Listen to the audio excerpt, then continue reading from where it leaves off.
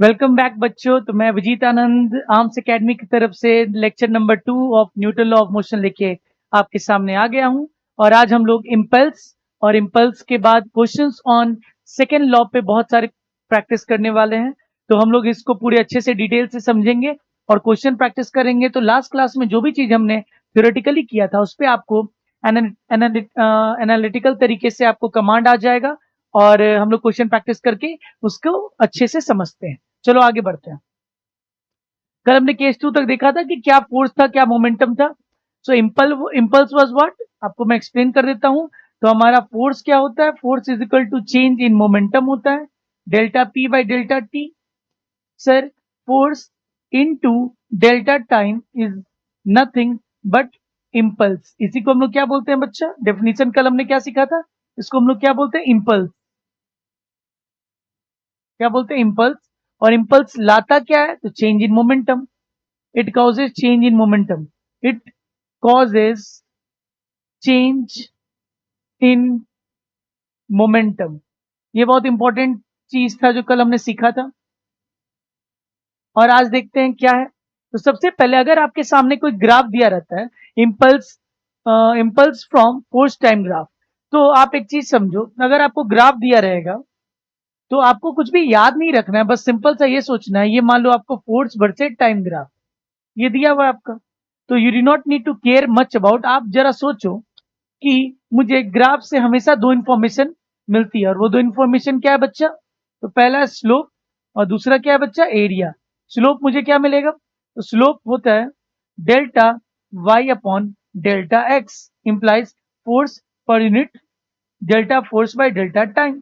तो force per unit time तो कुछ भी नहीं होता है, फोर्स पर यूनिट टाइम तो हमने कुछ भी नहीं सीखा है। एरिया क्या होता है जरा सोचो। एरिया भी आपको याद नहीं रखना है, delta y into delta x होता है। जरा पुट कर दो delta force into delta t, और यही क्या दे देगा मुझे? यही मुझे क्या दे देगा? आराम से दिख रहा है, डेल्टा फोर्स इंटू या force into delta time will give me what? Impulse, जो कि मुझे क्या दे देगा? Change in momentum. Change in momentum delta P. हाँ या ना? चेंज इन डेल्टा पी नहीं, change in P. Change in P, change in P, change in momentum. हाँ या ना? So if I will find the area of this graph, I will get what? I will get the change in momentum. Change in momentum और impulse, दोनों में से कोई मुझे मिल जाएगा। तो अगर आपको एफटी ग्राफ दिया रहा है, किसी भी चीज का ग्राफ दिया रहा है, तो you need to focus on area and slope. Area से मुझे क्या मिल रहा है, स्लोप से मुझे क्या मिल रहा है। चलो आगे देखते हैं।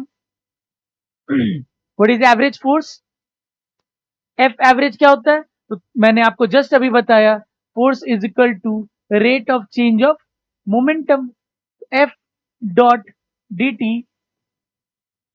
एफ एवरेज क्या हो जाएगा बच्चा? एफ एवरेज क्या हो जाएगा? तो जब हम लोग delta p by delta T लेते हैं तो वो होता है एफ एवरेज। यही हम लोग डीपी बाई डी टी ले लेंगे तो वो हो जाएगा एफ इंस्टैंटेनियस। एफ इंस्टैंटेनियस क्या हो जाएगा sir? DP by D T. वो क्या हो जाएगा? F instantaneous. F average is delta p by delta T. Delta p by delta T bus कुछ नहीं बताता है हमें, हमें स्मॉल इंटरवल ऑफ टाइम में चेंज बताता है। और DP by D T means any moment of instant of time पे बताता है।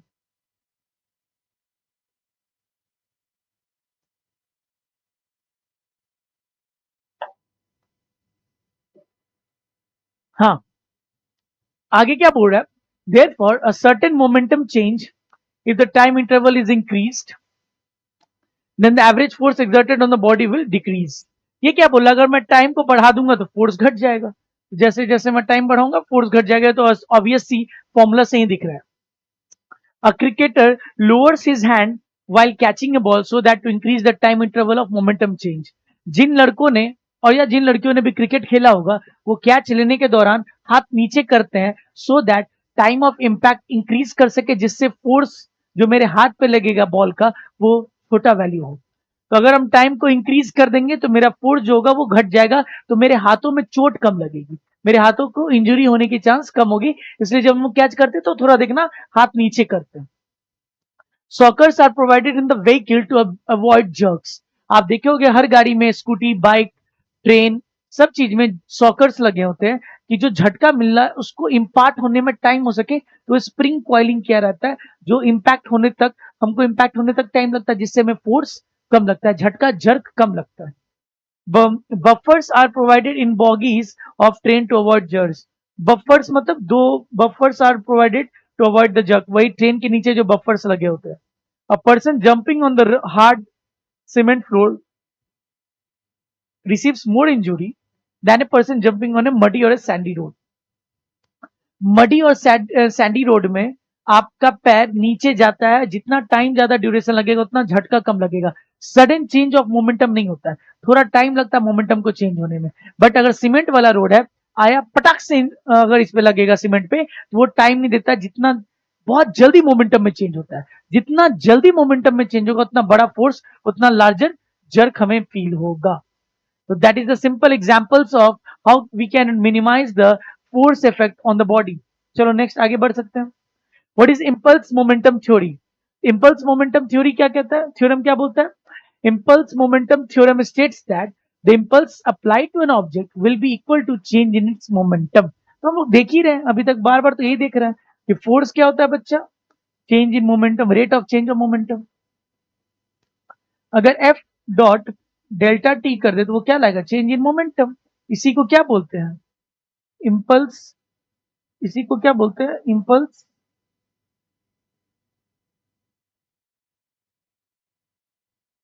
और इसको क्या बोलते हैं बच्चा? तो change in momentum. Impulse is equal to change in momentum. तो यही तो impulse change in momentum theorem, impulse momentum theorem कहलाता है। तो ये तो सामने फॉर्मूला दिख रहा है। This formula, this theorem can be also proven from the Newton's law. दिख रहा है, न्यूटन्स लॉ से ही दिख रहा है। Signifies instantaneous rate of change of momentum, hence thus hence the impulse is equal to the change in momentum, impulse is equal to change in the momentum। हम लोग questions में देखते हैं कैसे इसको अप्लाई कर सकते हैं। चलो देखते हैं। देखो अपने सामने क्वेश्चंस आना शुरू हो गया। सो पहला नंबर क्वेश्चन क्या बोल रहा है? A cricket ball of mass इतना gram is moving with velocity of 12 metre per second and is hit by a bat so that the ball gets turn back with a velocity of 20 metre per second. The duration of the contact between the ball and the bat is इतना, find the change in the momentum and the required force. मान लो अपने पास bat है, ball आया, ball आ रहा है, ball आ रहा है किस वेलोसिटी से? बॉल इससे टकराता है, बॉल कितने से? 12 मीटर पर सेकेंड से टकराता है, और बॉल फिर बैट से जो निकलता है वो किस स्पीड से निकलता है? 20 मीटर पर सेकेंड से। तो आपको क्या निकालना? Change in momentum. तो चेंज इन मोमेंटम क्या हो जाएगा? Delta P is equal to M into delta V. Mass तो चेंज हो नहीं रहा है। M into delta of anything मैं पढ़ा चुका हूं, क्या होता है बोलो sir? V final minus V initial. हाँ या ना? तो सर वी फाइनल कितना हो जाएगा? बाद में बॉल कितने, एम रहने दो, वी फाइनल मतलब 20 माइनस आई कैप, माइनस बोलो क्या हो जाएगा? माइनस इनिशियली किधर जा रहा था? 12 आई कैप, 12 आई कैप। तो मास इंटू -20 -12 -32 आई कैप, तो क्या हो जाएगा? -32 इंटू मास कितना दिया हुआ? 150 ग्राम। 150 डिवाइडेड बाई 1000 कर लें, केजी में कन्वर्ट हो जाएगा, metre per second, metre per second. ठीक है, तो अपना आंसर क्या आ जाएगा सर? जीरो से जीरो कैंसिल हो जाएगा। 32 इंटू 15 मल्टीप्लाई कर लीजिए बच्चा, 5 2 जा 10, हाथ मेरा एक, 60 और 2 1 जा 2, 3 1 जा 3, 084 480 480 by 1000 100 4.8 kg metre per second. यह आ जाएगा। Minus is denoting the change in the momentum का direction and the force required, तो ये चीज 4.8 हो जाएगा। 4.8 सर, तो फोर्स कितना रिक्वायर्ड है? तो force is equal to change in momentum per unit time. तो चेंज इन मोमेंटम कितना है? 4.8। टाइम कितना लग रहा है उस मोमेंटम को चेंज होने में? 0.01 सेकेंड। तो यानी 4.8 इंटू 10 टू द पावर 2 लिख सकते हैं, यानी 480 न्यूटन लिख सकते हैं। कुछ ज्यादा हार्ड नहीं है, बहुत इजी है, आराम से आपको समझ में आए if you will work in the vector form.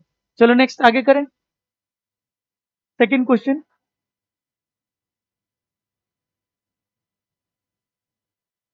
चलो सेकंड क्वेश्चन ट्राई करते हैं।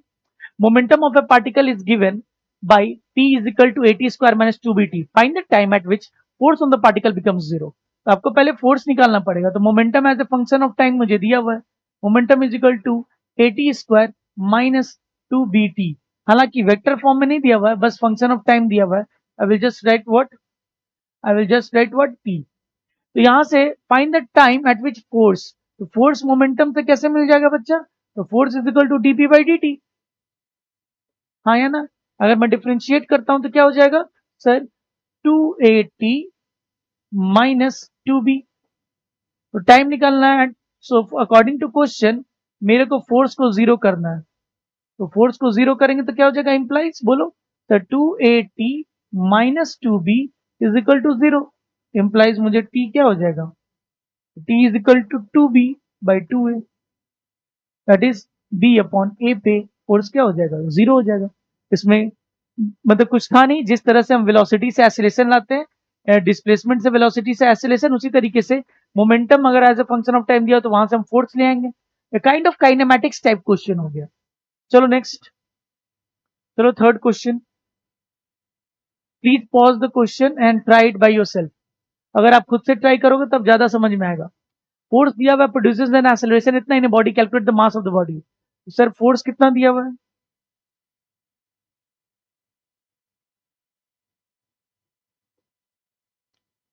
फोर्स वेक्टर फॉर्म में दिया हुआ, कितना दिया हुआ, 6i cap minus 8j cap, 6i cap minus 8j cap minus 10k cap minus 10k cap. हाँ या ना, प्रोड्यूसेस एन एक्सीलरेशन, एक्सीलरेशन दिया हुआ आपका √2 मीटर पर सेकेंड स्क्वायर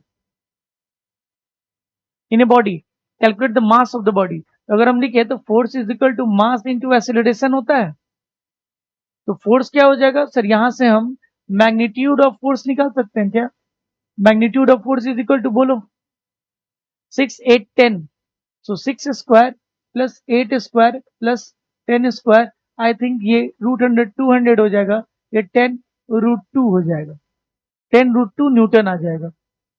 हाँ या ना, सो 10√2 इज इक्वल टू मास कितना है बच्चा, मास ही निकालना है इनटू √2, √2 से √2 कट जाएगा तो मास अपना क्या आ जाएगा बच्चा, मास इज इक्वल टू 10 आ जाएगा। This is our answer. So कभी कभी ऐसा होता है कि आपको वेक्टर फॉर्म में दे देगा, बट आपको यूज किस में करना है बच्चा, स्केलर फॉर्म में। So you need to be pretty much clear कि आपको करना क्या है, और वो प्रैक्टिस के साथ आएगी। चलिए next question, next question, question number 4। चलिए ध्यान देते हैं। A force of 50 newton acts on a block in the direction as shown in the figure. Okay, the figure is not given, कोई बात नहीं। The block is of mass 5 kg resting on a smooth horizontal. Find out the acceleration of the block. Direction नहीं दिया हुआ, figure नहीं दिया हुआ, तो चलो फिगर सोच लेते हैं। मान लो अगर ऐसा कुछ है, फिगर नहीं दिया हुआ तो हम लोग अभी हॉरिजॉन्टल ले लेते हैं। फोर्स कितना है बच्चा, फोर्स मान लो 50 न्यूटन है।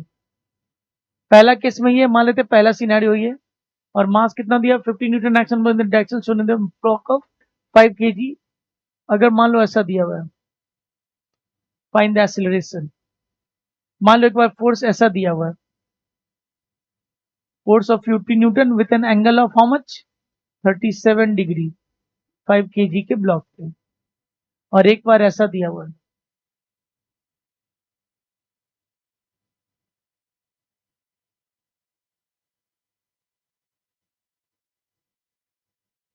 तब निकालना है 5 kg। तीनों केस में आपका एक्सीलरेशन निकालना है ब्लॉक पे।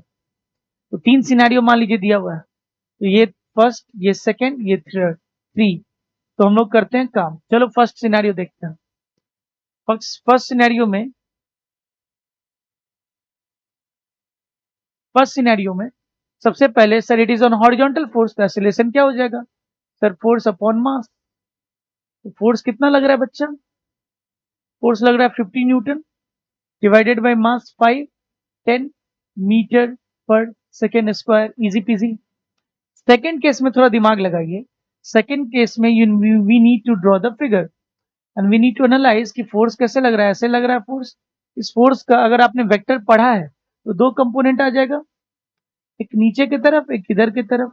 ये कितना हो जाएगा, F cos 37 degree, cos 37 degree, F sine 37 degree. हाँ या ना?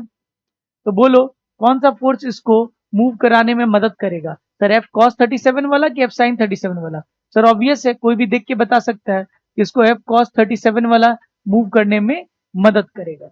सो we can find out the acceleration. Acceleration is equal to F cos 37 degree divided by 5 kg। तो सर एफ इंटू कॉस 37 मतलब अगर जैसे ही आपको 37 मिले 53 मिले, आपको चीजें याद नहीं रखनी, तुरंत से ड्रॉ कर लेना है, चाहे 37 दिखे या 53। You need to mark make a triangle and then mark 37। चाहे आपको 53 भी क्यों ना दिया हो, 37 ही मार्क करना है। 37 किससे स्टार्ट होता है, 3 से। तो सामने वाला 3 5 4, कॉस मतलब 4/5, 4/5 divided by 5. So what is the value of force given? 50. So 50 into 4 by 25. So 25 2 जा, so it is 8 metre per second square. तो सर ऊपर वाला फोर्स क्या करेगा? ऊपर वाला force will press the block and will increase the normal force between the ground and the block. तो we will read about the normal force जब हम लोग एफबीडी समझेंगे तब। तीसरा क्वेश्चन तो सिमिलर टाइप का क्वेश्चन है, जहां पे मुझे एफबीडी बनाना। अगर मैं थोड़ा सा फोर्स को दिखाऊं तो फोर्स मेरा किस तरीके से लग रहा है बच्चा?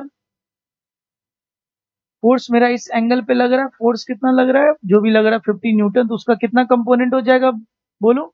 एक कंपोनेंट इधर हो जाएगा, एक कंपोनेंट इधर हो जाएगा। एक कंपोनेंट इसको हवा में उठाने का कोशिश करेगा, एक कंपोनेंट इसको आगे ले जाने का कोशिश करेगा। जो आज आगे ले जाने का कोशिश करेगा वो कंपोनेंट कितना है, जरा बताइए मुझे।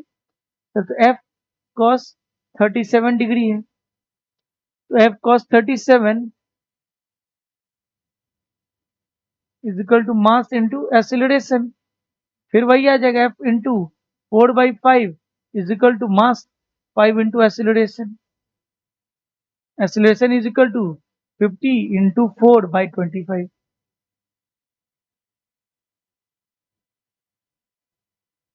तो डिपेंड करता है किस तरीके से उसको इस पर फोर्स लगाया गया है। हाँ या ना? होपफुली आपको चीजें समझ में आई होंगी। चलो आगे बढ़ते हैं। ओके, तो next question is in front of us, question number 5।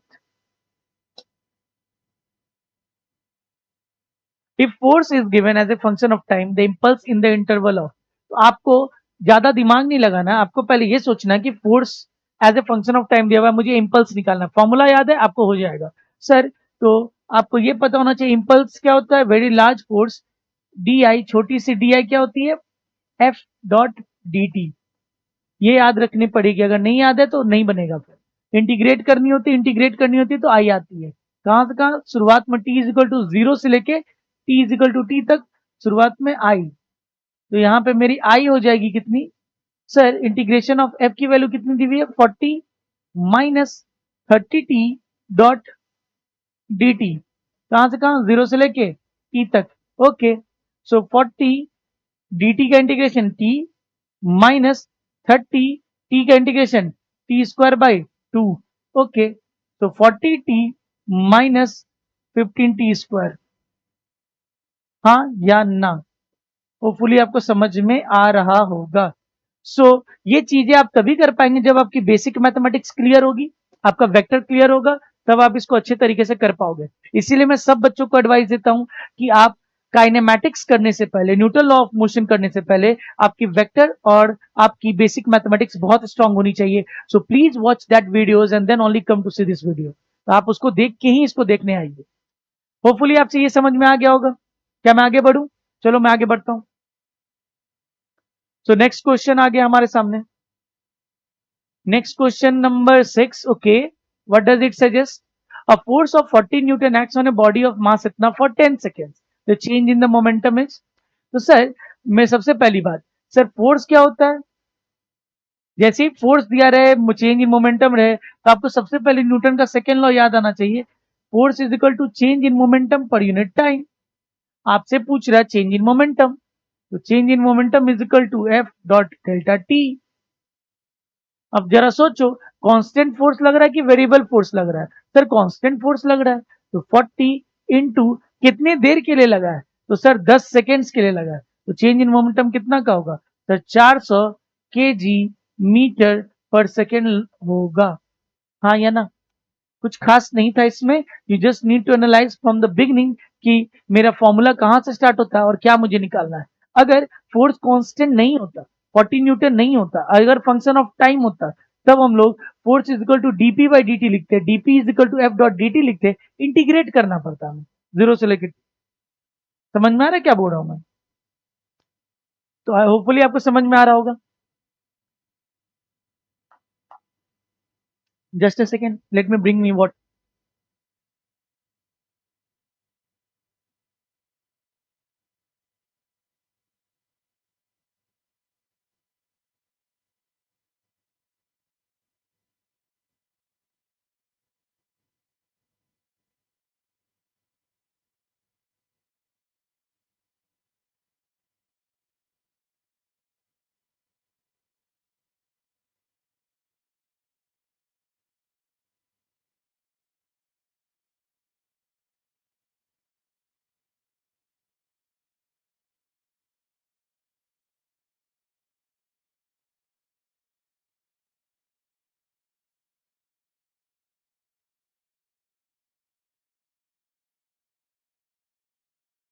Pause the video and try it by yourself.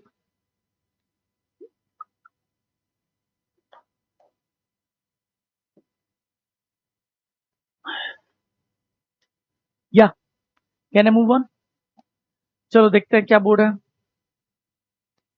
Question number I don't remember, 700। So 7 number question है, a player catches a ball of 200 gram moving with a speed of 10 meter per second. The time taken to complete the catch is 0.20 seconds. The force exerted on the player's hand. तो sir जब ball को कोई catch करेगा,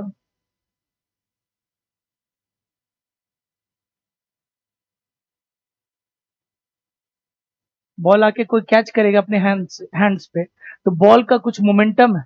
कितना है बच्चा momentum? Sir 10 metre per second से वो नीचे आ रहा है। तो जब वो आके कांटेक्ट करेगा बॉल इस हाथ पे, तो हाथ पे क्या लगेगा? एक फोर्स लगेगा, एफ एवरेज, और इस पे भी लगेगा एफ एवरेज। वो कैसे पता सर? तो न्यूटन के थर्ड लॉ से। तो हम लोग देखेंगे न्यूटन का थर्ड लॉ क्या बोलता है। बट अभी सिंपल सा बात है कि आपका हाथ उसके मोमेंटम को चेंज कर रहा है, आपके हाथ पे तो एक फोर्स लगेगा ही लगेगा। So what is that F average? Tell me. तो change in momentum per unit time. तो मोमेंटम क्या हो जाएगा? M into V final minus V initial by time taken. तो कितना मास का बॉडी है? 200 gram. Try to convert it into KG. तो 200 by 1000 into final, what is the final velocity टकराने के बाद? 0। इनिशियली वो किस स्पीड से आ रहा था? 10। तो I can use the vector, but no need to use the vector because हम लोग को अभी उतना एक ही डायरेक्शन में मोशन हो रहा है। टकरा के फिर ऊपर जाता तब तो बहुत ज्यादा यूज करना पड़ जाता, बट अभी एक ही डायरेक्शन में यूज हो रहा है। So 10 divided by what is the time taken to stop the motion? 0.20। चलो देख लेते हैं। सो 1 इंटू 10/20 इंटू 100, 5 टू जा 2 जा, तो इट्स बेसिकली 10 न्यूटन का फोर्स लग रहा है। सो 10 न्यूटन का फोर्स है जो उसके हाथ पे आके लगेगा, वही बॉल को भी इंपार्ट होगा। वो न्यूटन के थर्ड लॉ में हम समझेंगे कैसे इंपार्ट होता है। Every action has an equal N opposite reaction. वो चीज हम लोग देखेंगे। पहले इसको आप होपफुली समझ गए होंगे। नेक्स्ट क्वेश्चन ट्राई करते हैं। ओके, तो क्वेश्चन नंबर 8 क्या बोल रहा है बच्चा? चलो इसको भी पॉज करके आप ट्राई करिए please. A football of mass is 0.8 kg coming towards the player with a velocity of 5 meter per second. Player hits it straight back the football with a velocity, आ रहा था सीधे वापस मारा उसको 10 मीटर पर सेकंड। कॉन्टैक्ट टाइम इतना, find the average force involve. तो एक फुटबॉल आ रहा था किसके, किसी के पैर के पास, और पैर से जब आया तो वो आ रहा था कितने से बच्चा, 5 मीटर पर सेकेंड से, और ऐसा कस के मारा है कि फिर फुटबॉल किस स्पीड से जा रहा है वापस, 10 मीटर पर सेकेंड। क्या एवरेज फोर्स लगा होगा यहाँ पे, इम्पैक्ट क्या होगा, एफ एवरेज, फुटबॉल पे उस पर लगा होगा एफ एवरेज। इम्पैक्ट क्या होगा पैर ने, जो कि जाके किस पे लगा होगा, फुटबॉल पे, तो कितना वो चेंज इन मोमेंटम हम निकाल सकते हैं। तो force average is equal to change in momentum per unit time, sir mass into V final minus V initial divided by time taken. कितना हो जाएगा बच्चा बोलो। अभी तो एक ही डायरेक्शन का मोशन इन्वॉल्व है, आगे और पीछे वी कैन यूज। तो मास है 0.8, वी फाइनल की वापस जाने लगा 10 minus I cap, 10 minus I cap minus कितने से आ रहा था, 5 आई कैप से आ रहा था, 5 आई कैप डिवाइडेड बाय टाइम कितना लगा इसमें, तो टाइम लगा है 0.02। चलिए देखते हैं, 8/2 इंटू 100/10, 8 का डेसिमल हटाएंगे तो 10 आ जाएगा, 2 का हटाएंगे 100 into 10 minus 10 minus 5 minus 15 I cap. If I will remove the I cap हटा दे, माइनस हटा दे, तो कितना हो जाएगा बच्चा, 2 4 जा 10 0 जा 4 इंटू 50 60 और एक और 0। तो this is our force average 600 newton. बातें समझ में आ रही है, 600 न्यूटन आप लगा है। डायरेक्शन से मुझे मतलब नहीं है, मुझे मैग्नीट्यूड से मतलब है, इसीलिए माइनस आई कैप को मैंने हटा दिया। बातें समझ में आ रही है, चलो आगे करते हैं। Question number 9, question number 9, a body of mass 3 kg has initial speed दिया हुआ है 4 metre per second, a force acts on it for some time, body का मास है, इनिशियल स्पीड भी दिया हुआ है, a force act on it for some time in the direction of the motion, the force time graph दिया हुआ है, मुझे फाइनल स्पीड कितना होगा। एक बात बताओ, जब भी कोई ग्राफ दिया हुआ है तो ग्राफ से मुझे दो इंफॉर्मेशन तुरंत निकाल लेना है, क्या, स्लोप, हम लोग शुरुआत में ग्राफ में देख चुके हैं, delta F by delta T कुछ नहीं देता है, यानी मुझे स्लोप से कुछ नहीं मिलने वाला है। तुरंत एरिया के बारे में सोचो, एरिया क्या हो जाएगा बच्चा, एरिया हो जाएगा delta F into delta T, that is nothing but change in the momentum. So area मतलब इस पूरे रीजन का मुझे क्या निकालना है, एरिया निकालना है। एरिया अंडर द ग्राफ क्या हो जाएगा, चलो निकालते हैं, एरिया अंडर द ग्राफ वही चेंज इन मोमेंटम हो जाएगा, एरिया अंडर द ग्राफ, चलो निकालते हैं। एरिया अंडर द ग्राफ के लिए आपको दिख रहा होगा, पहले एक ट्रायंगल है, फिर रेक्टेंगल, फिर ट्रेपेजियम, फिर स्क्वायर, तो उसको लेवलिंग कर देते हैं हम लोग। लेवलिंग अगर करें तो ये first part, second part, third part, fourth part, तो फर्स्ट पार्ट का एरिया क्या हो जाएगा बच्चे, तो first part is triangle, half into base into height, half into base into height, 4 आ जाएगा। सेकेंड पार्ट का क्या हो जाएगा, सेकेंड पार्ट क्या हो जाएगा बोलो, second part is a 2 and 4 rectangle, so what we will do, so 2 into 4 that is 8 units. third part,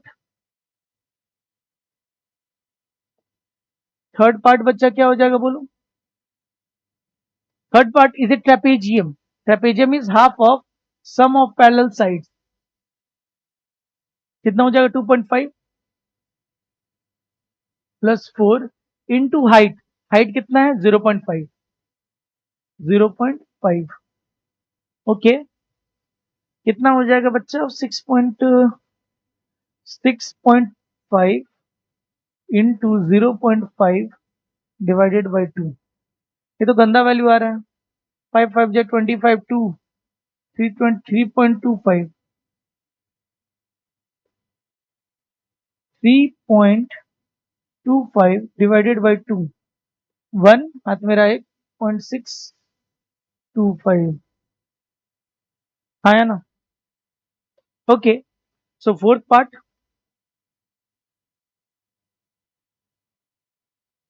Fourth part is 0.5 into something like 2.5 into 4.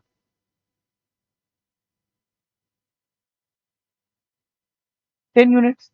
So we can see, so area is equal to nothing but change in momentum. Area कितना आ रहा है बच्चा? 4 plus 8 12 plus 22 plus 23.625. 23.625 is equal to mass into V final minus V initial. मास कितना दिया? 3 kg. तो 23.625 is equal to मास कितना है? 3. V final कितना है मुझे निकालना है, फाइनल वेलोसिटी माइनस इनिशियल कितना था? 4. अगर V फाइनल -4 कर दे, 3 से डिवाइड कर दो, 3 8 6 7 21, 2 8 2 7 5 डिवाइडेड यही आ जाएगा, माइनस V फाइनल क्या हो जाएगा? 4 ऐड कर दो, 4 + 7 11.875. प्रोसीजर मैटर करता है. Just try to look upon the procedure. Calculation might be possible कि शायद मैंने मिस्टेक किया हो, बट कोई बात नहीं. मिस्टेक किया भी, आई डोंट थिंक मैंने कोई मिस्टेक किया है, देख लेना. But main thing is procedure matter करता है कि कैसे, अगर मुझे एफ टी ग्राफ दिया रहेगा तो मैं कैसे उससे चेंज इन मोमेंटम निकालूंगा, और चेंज इन मोमेंटम निकाल के मैं फाइनल वेलोसिटी निकाल सकता हूं. हाँ या ना? चलिए next question. Question number 10.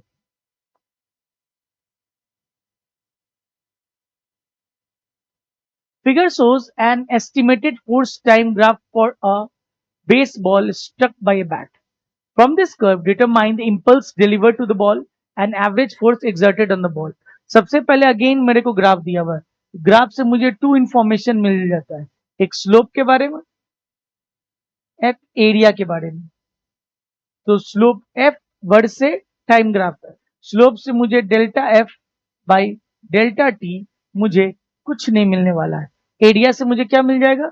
Delta F into delta T is equal to change in momentum और इम्पल्स. मुझे एरिया से क्या मिल जाएगा? इम्पल्स. तो पहला चीज क्या बोल रहा है? इम्पल्स. फर्स्ट चीज is impulse is area under the graph. Area under the graph. आपको एरिया अंडर द ग्राफ निकालना है. चलो क्या करेंगे बोलो? एरिया अंडर द ग्राफ तो बहुत ही सिंपल दिख रहा है, इट्स अ ट्रायंगल. तो ट्रायंगल है तो मुझे half into base into height मिल जाएगा. Half into base 2.5 minus 1 1.5 into height. तो height is how much? 18,000. okay, if I use 2 9 ja 9,000, 15 9 ja 9 5 ja 45 4 13 and 1 decimal, so it is 13500 is what? Newton and seconds. So it is impulse, so Newton second. पहला ये आ रहा है 13,500. Average force. Force average क्या exert हुआ है? तो अगर आप रिमेंबर करो, बेसिक मैथमेटिक्स में मैंने पढ़ाया हुआ है कि जब भी मुझे फोर्स दिया रहे, ग्राफ दिया रहे, तो एफ एवरेज छोड़ो. एफ एवरेज क्या होता है sir? Function integration of F dot D T, zero से लेकर टाइम टी तक, integration of D T zero से लेकर टाइम टी तक. तो आप ध्यान दोगे, यही एवरेज वैल्यू बताता कोई भी फंक्शन का. तो सर ये तो एरिया अंडर द ग्राफ से निकल जाएगा. ये कुछ नहीं, एरिया अंडर द ग्राफ. या सर एफ एवरेज का एक और फॉर्मूला हो जाएगा, change in momentum divided by time taken. तो अपना चेंज इन मोमेंटम या इंपल्स तो आ ही चुका है, चेंज इन मोमेंटम और इंपल्स तो आ चुका है, टाइम से डिवाइड कर देंगे तो एवरेज निकल जाएगा. चेंज इन मोमेंटम कितना आया है? 13,500 डिवाइडेड बाय टाइम कितना लगा है बच्चा? तो 2.5 माइनस 1 1.5. यहां से अगर मैं हटा दूं तो 10 रख दूंगा. 15 9 जा कितना आ जाएगा? 9,000 is the F average. 9,000 Newton is the force which is applied on the ball, baseball struck by a bat. Hopefully आपको समझ में आया हो. चलिए नेक्स्ट आगे देखते हैं. Question number 11. I told you we will practice lot of question so that your fluency will come in this topic और आपको चीजें समझ में आने लगेगी, आप देखने लगोगे कैसे क्वेश्चंस को हम बहुत तेजी से सॉल्व करते हैं। चलिए देखते हैं क्या बोर्ड है। A tennis ball is dropped on the floor from a height of 10 meter. It rebounds to a height of 6 meter. The ball was contact with the floor for 2 seconds. What is the average acceleration during the contact? Okay, so इसमें हो सकता है kinematics भी लगे। A tennis ball is dropped on the floor from a height of 10 meter. तो एक tennis ball को 10 metre से छोड़ा जाता है। It rebounds to a height of 6 metre. Ball टकराता है यहाँ पे, फिर बॉल उठता है और वो किस हाइट तक जाता है, फिर यहीं तक जा पाता है, जो कि हाइट कितना दिया हुआ है, 6 मीटर है। 6 मीटर तक ही जा पाता है। Ball goes up to height of 6 metre. The ball was in contact with the 0.02 second. तो एक चीज आपने काइनेमेटिक्स में पढ़ रखी है कि यहाँ पे टकराने समय वेलोसिटी कितना हो जाएगा, root under 2gh। Root under 2 into G की वैल्यू कितना यूज करने बोला, 10 इंटू हाइट कितना था, 10, कितना आ जाएगा 10 रूट 2। ये तो वेलोसिटी v1 हो जाएगा जब वो टकरा रहा था, v1। उठते समय v2 है, तो फिर ऊपर उठते वक्त में v2 कितना हो जाएगा sir, again root under 2gh। कितना हो जाएगा सर, 2 इंटू जी, 10 इंटू 6, रूट अंडर 120 आ जाएगा। कितना हो जाएगा, 262, 32, 15, 5 3 जा, so it is coming as how much, 120 को अगर मैं निकालू प्राइम फैक्टराइजेशन से 60, 230, 2, 15, 5 3 जा, 5 2 जा 10, 3 जा 30, 2 रूट 30,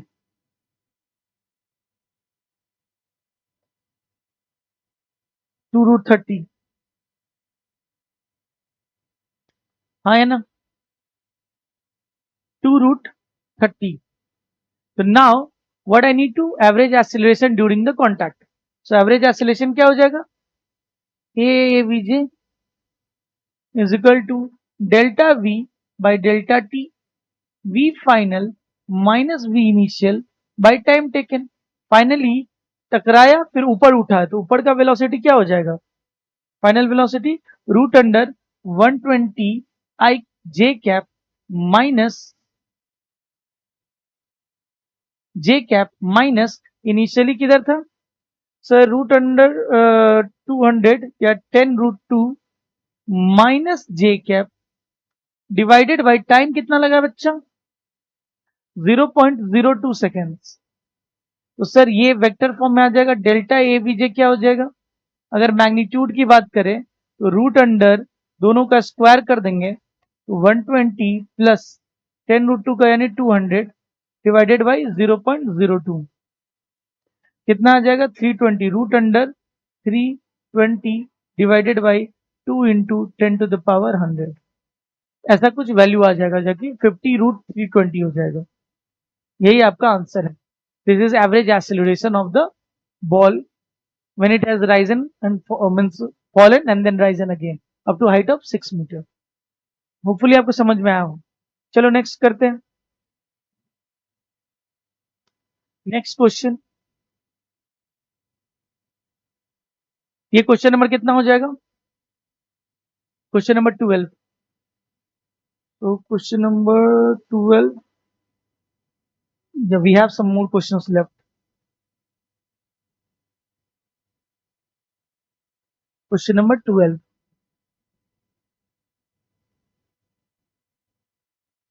चलो देखते हैं क्या है। A 200 gram tennis ball coming at a speed इतना is hit straight by a bat to a speed of 20 meter per second. The magnitude of the average force when it comes in the contact for 4 millisecond. I think we have done this similar type of question। आपका same bat पे आके ball टकरा रहा है, कितने से आ रहा था बॉल, बॉल आ रहा है 10 मीटर पर सेकेंड से, टकराने के बाद किस स्पीड से जा रहा है बॉल, टकराने के बाद 20 मीटर पर सेकेंड से जा रहा है। Magnitude of the average force, तो फोर्स क्या हो जाएगा, force is equal to change in momentum और unit time. Change in momentum क्या हो जाएगा, मास रहने दो, v final minus v initial add हो जाएगा बाय टाइम टेकन। मास कितना है बच्चा, तो 200 ग्राम यानी 200 बाई 1000। फाइनल वेलोसिटी टकराने के बाद कितना है 20 minus I cap minus 10 I cap divided by time taken कितना है 4 into 10 to the power minus 1/5 into minus 20 minus 10 minus 30 divided by 4 into 10 to the power 3। तो 30/20 इंटू 1 2 3 0 से 0 2 से लेके 50 5 या 1500 Newton is the average force. Minus में minus मतलब change in momentum is negative side, ball पे मोमेंटम या force लगा होगा नेगेटिव साइड, हाँ या ना। चलो next 13 number question. 13 number question, a hammer of mass 1 kg moving with a speed of इतना strikes a wall and comes to rest in 0.1 second. Calculate the impulse of the force और average retarding force। एक hammer है, वो उड़ते हुए जा रहा है और दीवार से जाके टकराता है। हैमर किस स्पीड से जा रहा है 6 मीटर पर सेकेंड से जा रहा था। टकराने के बाद उसकी हैमर की फाइनल वेलोसिटी 0 हो गई है, हाँ या ना। कम्स टू रेस्ट, पहला इंपल्स, इंपल्स होता है change in momentum. Change in momentum क्या हो जाएगा sir, mass into V final minus V initial. कितना हो जाएगा, मास कितना दिया हुआ है बच्चा, तो hammer of mass 1 kg 1, V final velocity कितना 0, इनिशियल कितना है सर 6, तो कितना आ जाएगा 6 kg मीटर न्यूटन सेकेंड भी बोल सकते हैं। इंपल्स आ गया। Second average retarding force, second होता है force is equal to change in momentum by time taken. तो change in momentum by time taken, तो मोमेंटम कितना का चेंज हुआ है 6, टाइम कितना लगा है इसमें 0.1 सेकेंड, तो कितना हो जाएगा 60 newton. Average retardation of the hammer, average retarding force that stop the average retardation मतलब acceleration, acceleration is equal to change in velocity divided by time taken. तो फाइनल वेलोसिटी कितना है 0 माइनस इनिशियल 6 बाय टाइम 0.1। तो वैसे भी आप force by mass भी कर सकते थे, तो 60 आ जाएगा metre per second square, that is negative में, हाँ या ना। फोर्स बाय मास भी कर सकते थे और यहां से हम निकाल सकते, समझ में आया होगा। Next question number 14। Question number 14, a body of mass इतना kg is moving with a velocity of 12 meter is stopped by applying a force of इतना। Calculate the time taken by to stop the body, also calculate the impulse of the body। Sir तो force क्या होता है, अगर मैं ध्यान दूं तो फोर्स क्या होता है, force is equal to change in momentum by time taken. तो फोर्स हमारा दिया हुआ कितना 0.6, चेंज इन मोमेंटम स्टॉप किया जाता है ना mass m into V final minus V initial by time taken. Time निकालना है तो टाइम कितना हो जाएगा, मास कितना है 0.25 into V final 0 minus initial कितना था 12 डिवाइडेड बाय टाइम कितना, टाइम छोड़ो 0.6 टाइम तो निकालना है, कितना हो जाएगा 0.25 इंटू 12 डिवाइडेड बाय 0.6। अगर मैं यहाँ हटा दूँ तो यहाँ 10 आ जाएगा और ये मैं हटा दूँ तो 100 आ जाएगा। 6 2 जा 25 2 जा 50 0 0 50 by 10, so it is coming as 5 time 5 seconds, 5 seconds आ जाएगा अपना। Calculate the impulse of this force, impulse क्या होता है sir, impulse is equal to F dot D T. अगर ये डी आई की बात करें इंटीग्रेट कर देंगे, या F dot impulse is equal to F dot delta T. Force कितना लगा, फोर्स लगा 0.6, कितने देर के लिए लगा है, कितने देर के लिए लगा है 5 सेकेंड्स निकाला हमने, 30 तो 3 0 तो कितना हो जाएगा 3 न्यूटन सेकेंड, आया ना। इंपल्स क्या निकलेगा 3 Newton second. Next question 16 number question, A batsman deflects a ball at an angle 90 degree without changing its speed, which is equal to 54 kilometre per hour. Speed 54 kilometre per hour दिया हुआ. What is the impulse imparted to the ball? ये अच्छा question है. तो मान लो ये मेरा bat है, बॉल ऐसे आ रहा है, जूम, बॉल टकरा के इधर जा रहा है, 90 डिग्री पे चेंज हो गया. आया ना? कितने से आ रहा था? मान लो v वेलोसिटी से आ रहा था, और यहाँ v वेलोसिटी से. ये चीज इधर करे तो ज्यादा बढ़िया है.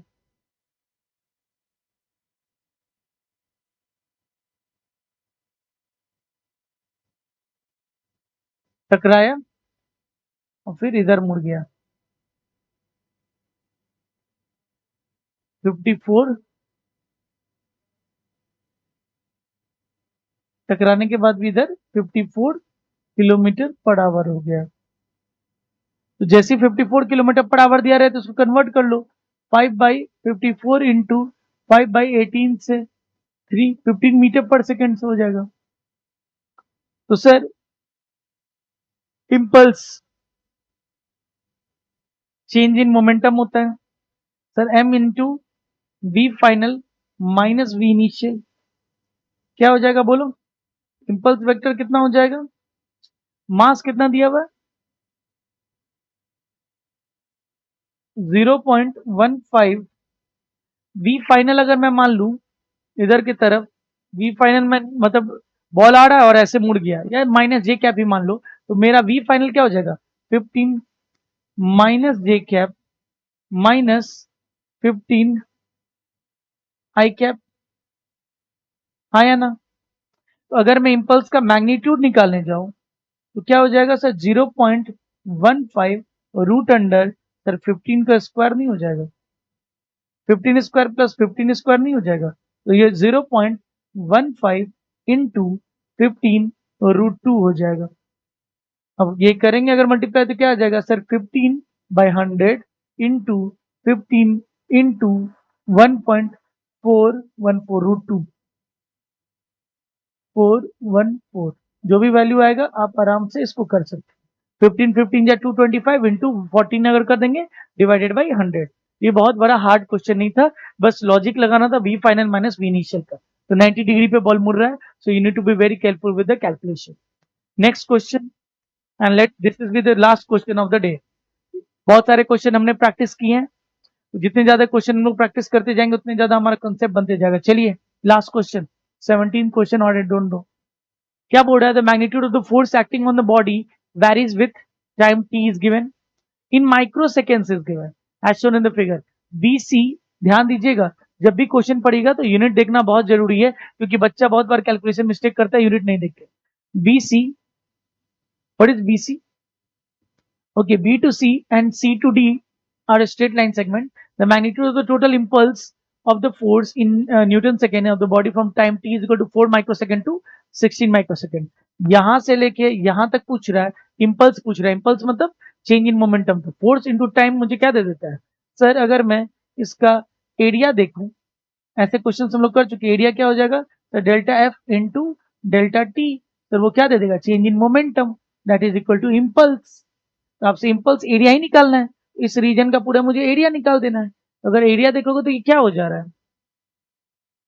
अगर आप ध्यान दोगे तो ये ट्रायंगल और प्लस ये क्या हो जाएगा? ट्रेपेजियम हो जाएगा. तो इसका एरिया कैसे निकाल सकते हैं? तो ये फर्स्ट पार्ट मान लेते हैं, ये फर्स्ट पार्ट है और ये सेकेंड पार्ट है. तो चलो क्या हो जाएगा? Impulse is equal to area under the curve. Area under the curve. Sir तो पहला पार्ट क्या हो जाएगा? फर्स्ट पार्ट का एरिया प्लस सेकेंड पार्ट का एरिया. फर्स्ट पार्ट का area is half into base कितना है बच्चा? अगर मैं बेस देखूं, ये तो अगर देखूं तो मुझे कैलकुलेट करना पड़ जाएगा. एक मिनट, अगर मैं ध्यान दूं तो ये मुझे कैलकुलेट करना पड़ जाएगा कि ये किस टाइम में हो रहा है. हम्म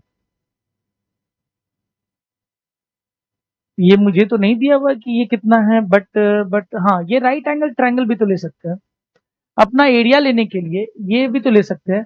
this is our this area. अगर मैं ये एरिया ले लूं और प्लस ये राइट एंगल ट्रायंगल ले लूं, तो पहला वाला क्या अपना, पहला वाला देखो ये ट्रायंगल है, तो ये first part plus second part plus third part भी कर सकते हैं, फर्स्ट सेकंड एंड थर्ड भी कर सकते हैं, तो ऐसे कर लेते हैं, first plus second plus third. थोड़ा ध्यान दो, फर्स्ट फर्स्ट वाला पार्ट जो है वो ट्रायंगल है, हाफ इंटू बेस कितना है, इतना बड़ा बेस है 2 इंटू हाइट कितना है बच्चा 2 से 800 600 का हाइट है, प्लस सेकेंड पार्ट क्या है 2 इंटू 200 2 इंटू 200, और ये सारे 2 इंटू 200 मतलब 2 में माइक्रो सेकेंड्स है और इधर न्यूटन ही है सिर्फ, तो सब में 10 to the power minus 6 common है, प्लस थर्ड वाला का हाफ इंटू बेस कितना हो जाएगा 6 से 16 मतलब 10 into plus half into base is how much 6 to 16 is 10 into height is how much 800, तो अगर सब में मैं common 10 to the power minus 6 common ले लूं तो 2 से 2 हट गया 600 प्लस 400 प्लस 2 4 जा 4000 4000 5000 sir 5000 in 10 to the power minus 6, so it will become 5 into 10 to the power minus 3 Newton second. तो इट वाज इंपॉर्टेंट कि अगर आप ये पॉइंट चूज करते हो तो उसका रिस्पेक्टिव मुझे टाइम नहीं पता, so that's why I had to do this 3 parts by 3 parts. Now you can see right angle triangle और अपर ट्रायंगल और second part is the rectangle, so very good question, nice question. हमें 4 second से 16 second तक का change in magnitude मिल गया। सो आपने देखा कि कैसे हम लोग न्यूटन सेकेंड लॉ पे काम करते हैं, जिसमें हमें फोर्स के बारे में पता चला, rate of change of force is force कहलाता है rate of change of momentum, rate of change of momentum हमने कैसे निकालते हैं, फिर हम इंपल्स कैसे निकालते हैं जब भी हमारा क्वेश्चन ग्राफ का दिया रहे या डायरेक्ट कैलकुलेशन का दिया रहे। अब सारे क्वेश्चंस को प्रैक्टिस करो और भी क्वेश्चन पे घर पे प्रैक्टिस करो, and next day we will start with the Newton third law of motion, and हम लोग उसको कवर अप करके फ्री बॉडी डायग्राम में जाएंगे। सो टेक केयर, अपना ख्याल रखिए, and then till then bye bye, take care.